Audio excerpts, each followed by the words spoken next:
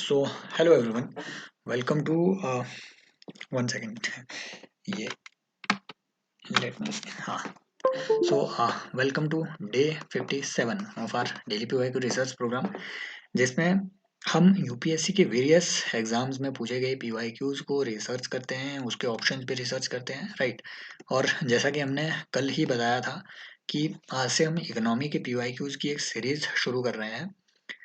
Definitely जो other exam के PYQs हैं, जैसे अभी रिसेंटली कंबाइंड जियो साइंटिस्ट एग्जाम इन्होंने कंडक्ट करवाया था, जो रीसेंट एग्जाम में पूछे गए क्वेश्चन है वो बहुत इंपॉर्टेंट है, क्योंकि वो आपको बताते हैं कि यूपीएससी की नज़र में करंट अफेयर से क्या क्या चीज़ें हैं और जहाँ से क्वेश्चन बन सकते हैं वहाँ से रिपीट होते भी हैं, वो सब चीज़ें भी साथ साथ में होंगी। लेकिन इकोनॉमी की ये जो लेक्चर्स हैं ये डेली भी आएंगे, राइट। तो आज का सेशन देखने के लिए बने रहिए। स्पेसिफिक आज के सेशन में हम जो चीज़ देखेंगे वो ये चीज़ है, नीर और रीर के बीच एक बहुत बड़ा डाउट रहता है, समझ ही नहीं आता है क्या नीर है क्या रीर है, कौन किधर कैसे बढ़ रहा है, इन्फ्लेशन का क्या इसमें इफेक्ट है। इन सब चीज़ों को आज हम यहाँ पे कवर करेंगे, अच्छे से समझेंगे। अगेन एक और बात बता दूं कि यही चीज़ मैंने 2022 में राइट 2023 के प्री से पहले ये अनअकैडमी पे मैंने ये सीरीज़ ली थी। टोटल 10 साल के जितने भी आपके इकोनॉमी के पीवाईक्यूज हैं, 10 साल के PYQs of CSC, CAPF, CDS, various exam के इकोनॉमी के कॉन्सेप्चुअल पीवाईक्यूज वो वहाँ डिस्कस किए गए थे। अराउंड 20-25 दिन इसमें लगे थे। तो पीपीटी वही है, लेकिन नो डाउट इसमें अपडेट्स जिस जिस तरीके से मुझे लगा कि हाँ ये चीज़ अपडेट करने की ज़रूरत है, इसमें नई अपडेट आई है, वो साथ में यहाँ पे आपको देखने को मिलेगी। डेली आप ये ज्वाइन कर सकते हैं। शुरू करते हैं। ये 2022 के अभी हम क्वेश्चन डिस्कस कर रहे हैं। Why not 2023? Already 2023 has been covered when I was discussing the 2023 question paper, right. तो ऑलरेडी वहाँ कवर हुआ है, फिर से कवर करना होगा, जरूरत लगेगी तो कवर करेंगे। 2022 का ये क्वेश्चन है, यूपीएससी ने पूछा था कि रैपिड फाइनेंसिंग इंस्ट्रूमेंट और रैपिड क्रेडिट फैसिलिटी जो कि न्यूज़ में रहती है किस चीज़ से रिलेटेड है। Let me tell you one thing. 2022 का प्री मैंने भी दिया था, क्वालिफाई भी किया था, ये क्वेश्चन मैंने भी अटेम्प्ट किया था। मुझे भी इसकी कोई नॉलेज नहीं थी, बावजूद इसके आई अटेम्प्टेड इट, राइट। वो कैसे? ऐसे कई क्वेश्चन आते हैं यूपीएससी के, ठीक है, थोड़ा खुलकर बात करते हैं भले ही टाइम ज़्यादा लग जाए। ऐसे कई क्वेश्चन आते हैं यूपीएससी के जो कि काफ़ी लॉजिकल होते हैं और आपको पता नहीं होगा, आपने उनके बारे में सुना नहीं होगा, बट गैसिंग करके आप उसके आंसर तक पहुंच सकते हैं। Let me give you another example. 2021 they asked a question from water credit. Water credit option में उन्होंने दे के रखा था डब्ल्यूएचओ, कि ये वाटर क्रेडिट किसका इनिशिएटिव है, क्या डब्ल्यूएचओ का इनिशिएटिव है। अब आम आदमी समझ लेगा, पहले ही समझ लेगा कि भले ही ये वाटर क्रेडिट वो वाला ना हो, भले ही ये लेंडिंग वाला या फिर पैसे वाला लोन वाला वाटर क्रेडिट ना हो, वो वाला क्रेडिट ना हो, बट मान लीजिए अब ये वाटर क्रेडिट बेसिकली क्या होता है, आप जितने यूनिट ऑफ वाटर सेव करते हैं उसका आपको एक क्रेडिट सर्टिफिकेट मिलता है कि आपने इतने यूनिट ऑफ वाटर सेव किया है। That is basically your water credit.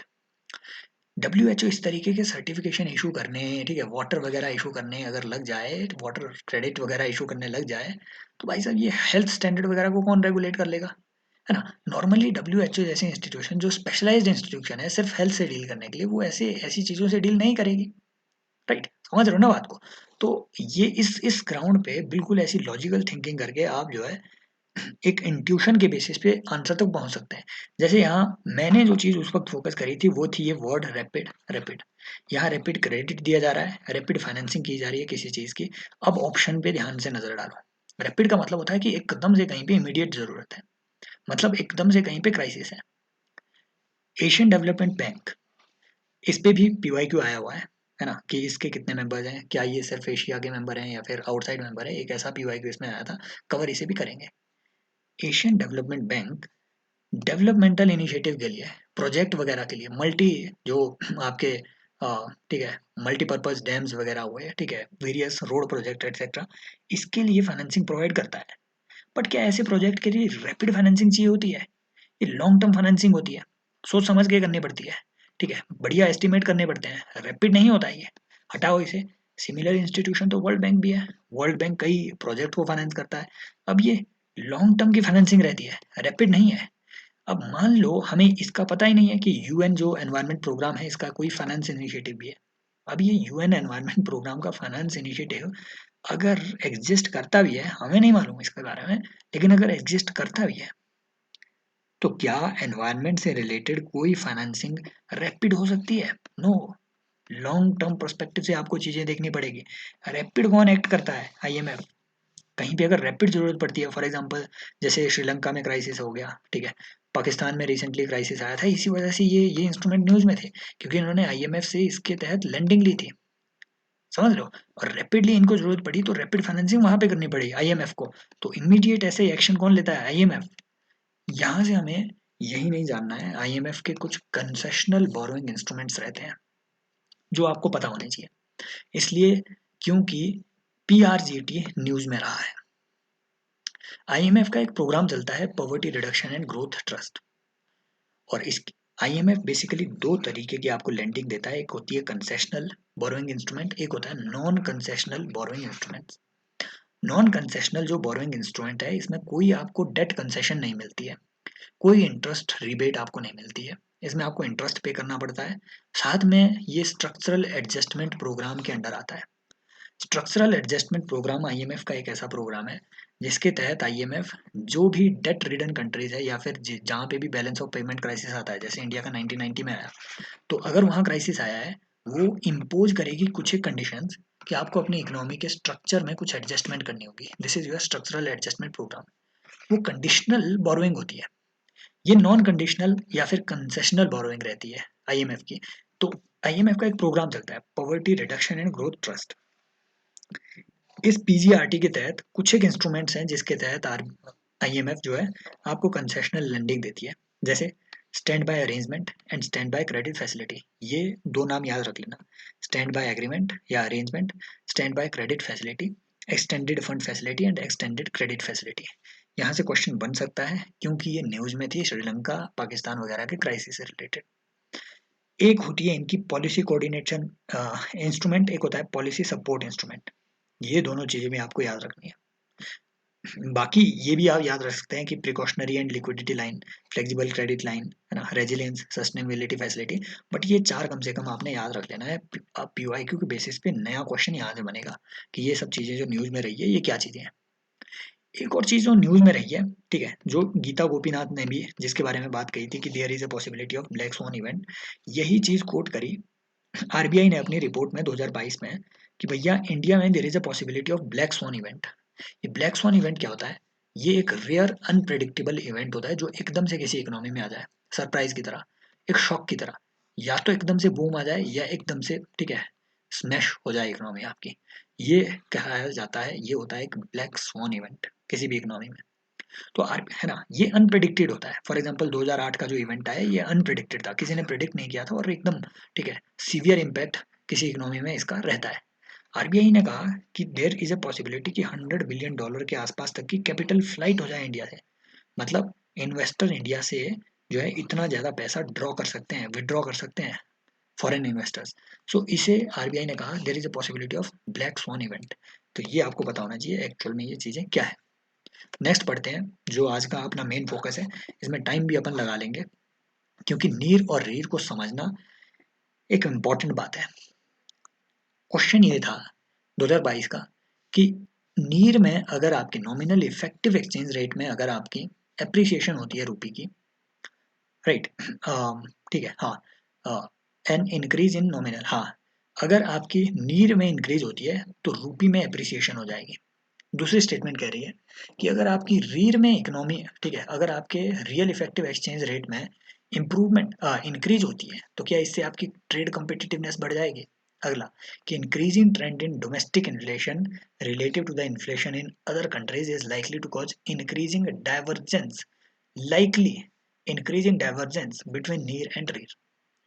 इस स्टेटमेंट को जानना, यहाँ पे समझना बहुत जरूरी है, क्योंकि आपको, आप जितनी मर्जी वीडियो तलाश लो, मैं सही में आपको बता रहा हूँ, बहुत मुश्किल से कहीं पे आपको अंडरस्टैंडिंग मिलेगी कि इन्फ्लेशन की वजह से रीर और नीर एक दूसरे से दूर कैसे जाते हैं, ये गैप इंक्रीज कैसे होता है, समझ रहे हो। तो ये अगर आपको समझना है तो हमें इसमें थोड़ा टाइम तो स्पेंड करना ही पड़ेगा। देखो, इस क्वेश्चन का अगर आपको आंसर लेना है तो वो बिना कुछ मेहनत किए आप आंसर ले सकते हैं अगर आपके फंडामेंटल क्लियर है। बिना कुछ मेहनत किए कैसे? 1 second, this is the pen. हाँ, बिना कुछ मेहनत किए कैसे? भाई साहब, एक्सचेंज रेट भले ये नॉमिनल इफेक्टिव हो, भले ये रियल इफेक्टिव हो, भले ये नॉमिनल हो, भले ये रियल एक्सचेंज रेट हो, जिस भी तरीके का एक्सचेंज रेट होगा, अगर वो ग्रो कर रहा है तो आपके एक्सपोर्ट कम होंगे, डिक्रीज होंगे। ऐसा कैसे समझते हैं? एक्सचेंज रेट का मतलब होता है कि $1 में आप कितने रुपए खरीद पा रहे हैं, हाउ मच रुपी, राइट। मान लीजिए अभी का एक्सचेंज रेट अगर है कि $1 में आपको $100 खरीदने हैं, भले ये नीर हो भले रीर हो, इसे बाद में देखेंगे, अभी के लिए इसे सिर्फ एक्सचेंज रेट के तौर पे समझो। अगर अभी एक्सचेंज रेट ये है कि $1 से आप $100 खरीद सकते हैं, इसका मतलब होता है यूएस में बैठा हुआ एक आदमी $1 से भारत की $100 की गुड्स खरीद पा रहा है। दूसरी बात समझो, अगर मान लो ये एक्सचेंज रेट ग्रो कर गया, इसका मतलब रूपी स्ट्रांग हुआ है। एक्सचेंज रेट ग्रो करने का, रूपी का एक्सचेंज रेट बढ़ने का मतलब है कि रूपी जो है एक्सचेंज में महंगा हो गया है, इसका रेट एक्सचेंज में, फॉरेन एक्सचेंज में महंगा हो गया है। अब क्या होगा? अगर रूपी महंगा हो गया तो $1 से सिर्फ $90 की चीजें वो खरीद पाएंगे। इट मीन हमारे एक्सपोर्ट कम हुए। तो भले वो नीर टाइप का हो, भले वो रीर टाइप का हो, जैसा भी एक्सचेंज रेट हो, exchange rate basically trade competitiveness को हार्म करेगा। हटाओ इसे, दो को एलिमिनेट करो करो करो, आंसर आपका आ गया। अब यूपीएससी का क्वेश्चन बता रहा है कि ये स्टेटमेंट करेक्ट है, हमें यही खोजना है कि ये करेक्ट कैसे है। इससे पहले कि हम ये खोजें, हमें पता होना चाहिए कि नीर और रीर एक्चुअल में है क्या चीज। NEER nominal effective exchange rate और real effective exchange rate, actual में ये चीजें क्या है। तो इन एक्सचेंज रेट्स को, इन एक्सचेंज रेट को इंडिया में जो कैलकुलेट कर रहा है वो कर रहा है आरबीआई, ये बात ध्यान में रखना। इंडिया में और ग्लोबली वेरियस करेंसीज के लिए आईएमएफ भी इसे कैलकुलेट करता है और आईएमएफ की वेबसाइट पे ये रहती है, नंबर 1। नंबर 2, इंडिया में जो कवरेज है नीर और रीर को कैलकुलेट करने की, मतलब आपको देखो, नीर और रीर में आपको एक्सचेंज रेट अगर इस्टेब्लिश करना है तो बास्केट ऑफ करेंसी या फिर किसी अदर करेंसी के साथ आपको कंपेयर ये करना पड़ेगा। तो इंडिया में जितनी करेंसीज के साथ हम कंपेयर कर रहे हैं वो 40 करेंसीज है। ये रिसेंटली इंक्रीज हुई है फ्रॉम 36 टू 40। 40 करेंसी जो हमारे टॉप ट्रेडिंग पार्टनर है उनकी 40 करेंसीज के साथ, उनकी वेटेड एवरेज के साथ हम रीर और नीर को कंपेयर कर रहे होते हैं। अब समझो नीर और रीर बेसिकली है क्या। नीर जैसे नाम से पता चल रहा है, यहाँ पे हम सिर्फ और सिर्फ करेंसीज की वैल्यू को देख रहे होते हैं कि भैया करेंसी मार्केट में, करेंसी की ट्रेडिंग मार्केट में करेंसी की वैल्यू कितनी है। इसे हम कहते हैं कि फॉरेक्स एक्सचेंज में, फॉरेक्स एक्सचेंज में, फॉरेन एक्सचेंज में करेंसी की वैल्यू कितनी है, कि $1 की वैल्यू कितने डॉलर है। रीर में हम इसकी इफेक्टिव वैल्यू को देख रहे होते हैं, रियल वैल्यू को देख रहे होते हैं किसी करेंसी की, समझ रहे हो। फॉर एग्जाम्पल हो सकता है कि, है ना, हो सकता है कि अभी के लिए नीर का रेट कुछ ऐसा चल रहा हो कि $1 में आपको $100 मिल रहे हैं, मान लो। अगर फॉरेक्स, ठीक है, फॉरेन एक्सचेंज में हालांकि $80 के आसपास आपको मिलते हैं, लेकिन इजी करने के लिए हम कुछ ऐसे समझ लेते हैं कि मान लो फॉरेन एक्सचेंज में $1 की कीमत $100 है, नंबर 1। लेकिन यहाँ पर हमें एक बात समझनी पड़ेगी कि यूएस में भी इन्फ्लेशन है, इंडिया में भी इन्फ्लेशन है, जो कि यहाँ काउंट नहीं हो रहा है। हम यहाँ सिर्फ ये देख रहे हैं कि $1 में आप कितनी करेंसी खरीद पा रहे हैं। जब हम रीर की बात करेंगे, जब हम डॉलर का रीर कैलकुलेट करेंगे, तो हम ये देखेंगे कि भाई साहब आप $1 से कितनी वैल्यू की गुड्स खरीद पा रहे हैं, इफेक्टिव वैल्यू की कितनी गुड्स आप खरीद पा रहे हैं। तो यहाँ सिर्फ करेंसी कैलकुलेट नहीं हो रही है, यहाँ गुड्स का कंपैरिजन हो रहा है। इट मीन्स देखो, इन्फ्लेशन का इफेक्ट पड़ता है करेंसी पे, या करेंसी इन्फ्लेशन की वजह से महंगी हो जाएगी या फिर करेंसी सस्ती हो जाएगी compare to goods. For example अगर इन्फ्लेशन होगा तो $10 में आप जो एक बिस्कुट खरीद पा रहे थे, उसी एक बिस्कुट को खरीदने में अब आपको $15 देने पड़ रहे हैं इन्फ्लेशन की वजह से। इट मीन्स इन्फ्लेशन की वजह से रूपी की वैल्यू डेप्रिशिएट हुई, समझ रहे हो बात को। तो इस पर्टिकुलर करेंसी से आप कितने वैल्यू की गुड्स खरीद पा रहे हैं, वो इंडिकेट करता है आपका रीर, वो इंडिकेट करता है आपका real effective exchange rate. It is an inflation adjusted value. और रीर जो है ये बेसिकली आपके जो फॉरेन ट्रेड है, ट्रेड पे बहुत ज़्यादा डिपेंड करता है। गुड्स के ट्रेड, गुड के एक्सचेंजेस पे डिपेंड करता है। यहाँ करेंसीज के एक्सचेंजेस को कंपेयर किया जा रहा है, यहाँ गुड्स के एक्सचेंजेस को कंपेयर किया जा रहा है कि इंडिया की गुड्स, मान लो इसे कुछ ऐसे समझो कि इंडिया का 1 kg आटा यूएस में कितनी वैल्यू रखता है। सिंपल बात, इंडिया में रखता है 34 रुपए, यूएस में यही रखेगा अराउंड $2। समझ रहे हो?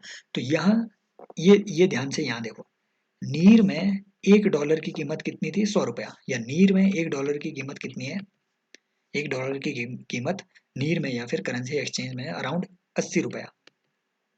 लेकिन रियलिटी में $1 की कीमत कितनी हुई? रियलिटी में $1 की कीमत हुई सिर्फ और सिर्फ, ठीक है, 17 रुपए। ये बिल्कुल सही बात है।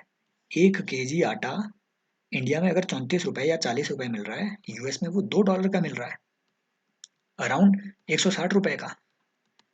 समझ रहे हो बात को? तो ये हुआ आपका रियल इफेक्टिव एक्सचेंज रेट का कंपैरिजन। ये सिंपलेस्ट डिस्क्रिप्शन में दे सकता था आपको रीर और नीर के बीच की डिफरेंस की। सिंपल बात। इट मीन्स किन्हीं दो कंट्रीज की ट्रेड कॉम्पिटिटिवनेस को बेटर कौन शो करता है?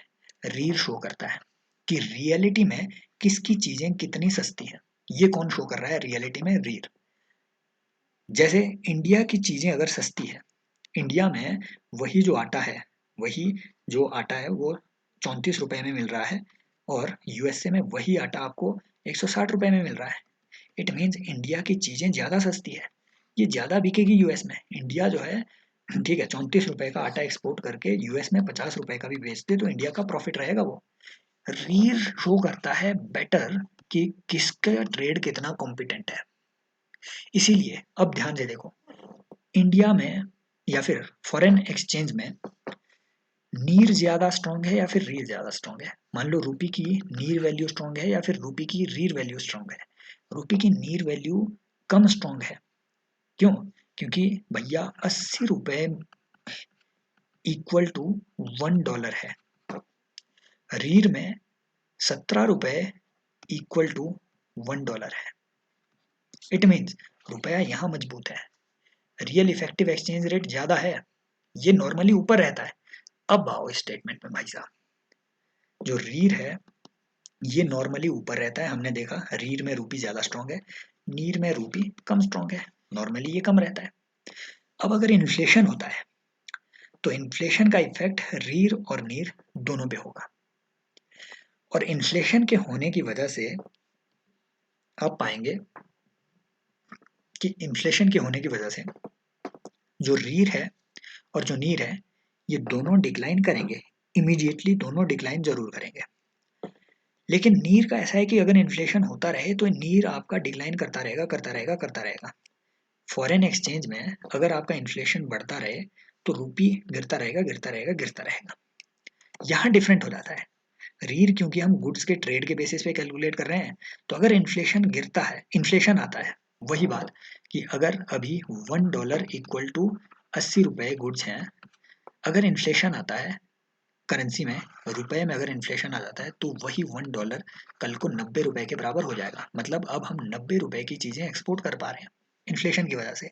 तो इन्फ्लेशन की वजह से आपके एक्सपोर्ट बढ़ जाएंगे, एक्सपोर्ट बढ़ जाएंगे, एक्सपोर्ट बढ़ जाएंगे, एक्सपोर्ट बढ़ जाएंगे। मतलब आपने गुड्स जब ज़्यादा ज़्यादा भेज दी, यूएसए को ज़्यादा आपने गुड्स भेज दी, अब वही रीर वापस स्ट्रांग होना शुरू हो जाएगा क्योंकि आपने एक्सपोर्ट ज़्यादा करना शुरू कर दिया। क्योंकि हमने यहाँ देखा था कि रीर किस चीज़ को, ठीक है, मार्क करता है, रीर मार्क करता है इस बात को कि आपकी ट्रेड कॉम्पिटिटिवनेस कितनी ज़्यादा है, या फिर आप कितने ज़्यादा कितने ज़्यादा एक्सपोर्ट कर पा रहे हैं। जितना आप एक्सपोर्ट करेंगे आपके पास फॉरेन एक्सचेंज उतना ज़्यादा आता रहेगा, उतना ज़्यादा आता रहेगा, और फिर लॉन्ग टर्म में आपका रीर इंक्रीज हो जाएगा, नीर आपका गिरता जाएगा। So it is likely that inflation will cause divergence between the REER and the NEER. अब समझ में आ गई आपको बात? अब समझ में आ गई बात कि it is likely, again it is not always the case, but it is likely that inflation की वजह से रीर आपका इंक्रीज कर जाए और नीर आपका जो है घटता जाए, जिसकी वजह से डाइवर्जेंस आएगा। ये लाइकली क्यों है? क्योंकि डिपेंड करता है आपकी इकोनॉमी कितनी ट्रेड कॉम्पिटिटिव है ना। मान लो अगर इन्फ्लेशन आ भी गया, करेंसी गिर भी गई, है ना, आपके पास एक्सपोर्ट की अपॉर्चुनिटी हो भी गई, लेकिन बावजूद इसके हो सकता है आपकी इकोनॉमी में इतना प्रोडक्शन ही ना हो रहा हो, या फिर आपकी इकोनॉमी में प्रोडक्शन की क्वालिटी बहुत कम हो, जिसकी वजह से वो एक्सपोर्ट ही नहीं हो पा रहा है। तो उस केस में रीर भी डिक्लाइन करता जाएगा, आपका रियल इफेक्टिव एक्सचेंज रेट भी डिक्लाइन आपका करता जाएगा। समझ रहे हो ना बात को? तो राइट, क्योंकि अ, उस केस में आपकी डोमेस्टिक गुड्स महंगी होती जाएगी, रुपये की वैल्यू गिरती जाएगी, डोमेस्टिक गुड्स महंगी होती जाएगी, है ना। और इसकी वजह से आपका जो रीर है वो भी वो भी डिक्लाइन करता जाएगा। Right, so it is likely but not always sure कि रीर इंक्रीज होगा ही और नीर डिक्रीज होगा ही। It is likely though. Right, this is why answer is 1 and 3। I hope, क्योंकि काफ़ी लंबा डिस्कशन हो गया इसमें, आई होप इससे आपको थोड़ी बहुत क्लैरिटी आई होगी नीर और रीर के बीच में। राइट, और हाँ, ये बात साथ में याद रखना है कि नीर जो है इसे हम ट्रेड वेटेड करेंसी इंडेक्स भी कहते हैं।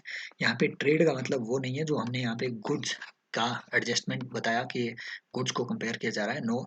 यहाँ पे ट्रेड का मतलब होता है फॉरेन एक्सचेंज में नीर की वैल्यू किस बात पे डिपेंड करती है कि आपकी आपकी करेंसी का ट्रेडिंग कितनी हो रही है। करेंसी ट्रेडिंग मार्केट ही ये डिसाइड करता है कि आपकी करेंसी की फॉरेन एक्सचेंज में वैल्यू कितनी जाएगी। तो इसीलिए नीर को हम कहते हैं ट्रेड वेटेड करेंसी इंडेक्स। समझ रहे हो? REER is basically good weighted currency index, goods weighted currency index. तो ये चीज़ें आपको साथ में याद रखनी है। कमेंट सेक्शन में जरूर बताइए, ठीक है, कि ये, हालांकि हमने 2 ही क्वेश्चन आज डिस्कस किए क्योंकि हाईली कॉन्सेप्चुअल थे और इस पे ब्रॉड डिस्कशन होना मुझे लगा कि ज़रूरी है। तो यस, आई होप इससे आपको क्लैरिटी मिली होगी। आप अगर कोई ज्वाइन करना चाहते हैं, ठीक है, टेलीग्राम चैनल का लिंक आपको डिस्क्रिप्शन में मिल जाएगा। डेली इन लेक्चर्स को आप ज्वाइन कर सकते हैं अगर आप चाहते हैं कि हाँ, इकोनॉमी में अ, थोड़ी बहुत क्लैरिटी, और अगर आप सोचते हैं कि इन इन लेक्चर से आपको थोड़ी बहुत क्लैरिटी मिल रही है, definitely join the group. Thank you so much, take care, bye bye.